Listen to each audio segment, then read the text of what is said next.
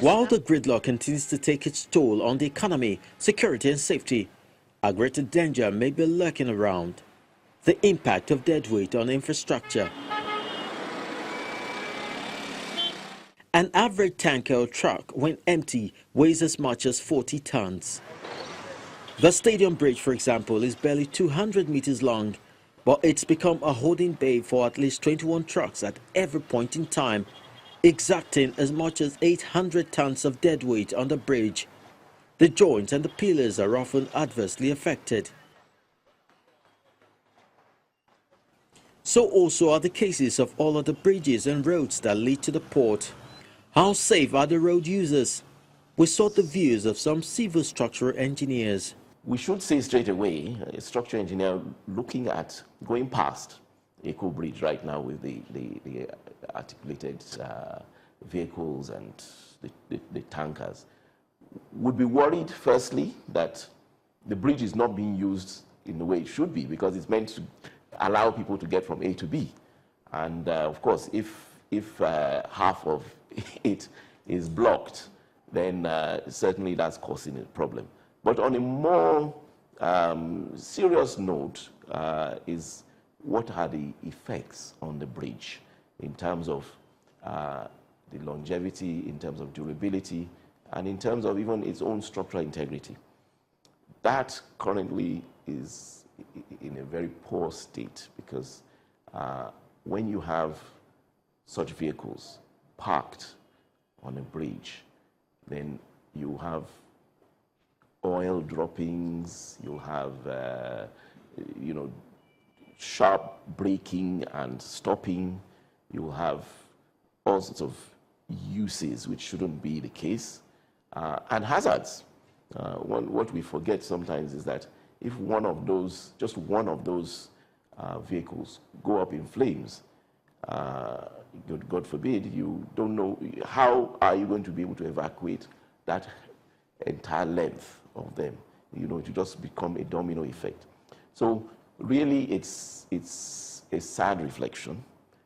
We can understand to some extent the cause, and the root cause needs to be sorted out.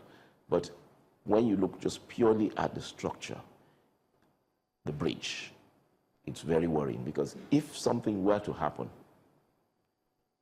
the impact, economically and otherwise, will be enormous. There's also something they call fatigue.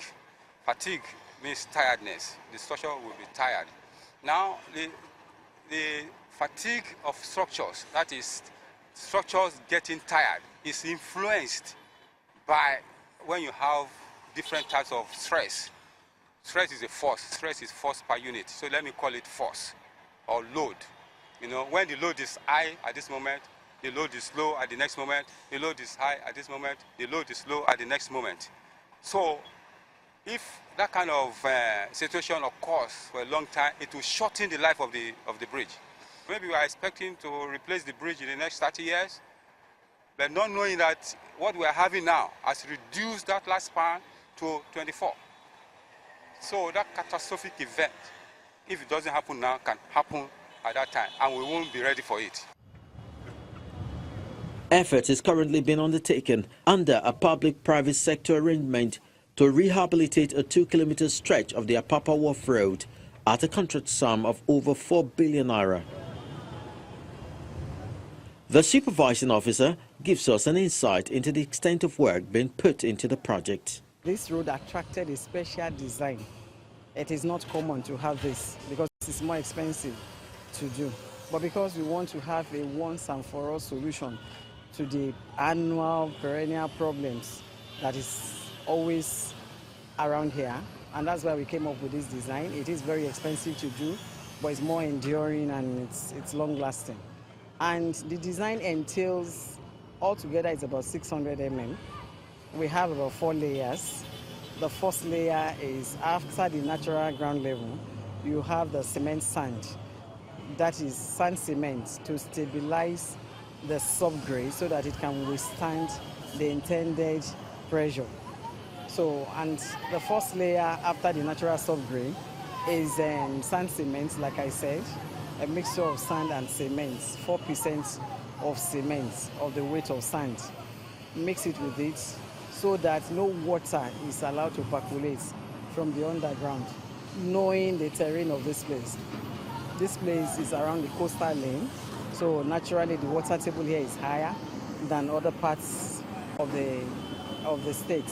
So because of that, we did that soil stabilization, sand cement, 4% of cement of the weight of the sand. So, and that thickness is about 400 mm, 100 mm.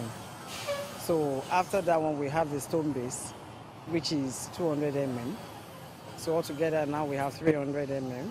Then you have concrete on top of that, which is 250. So that's 550.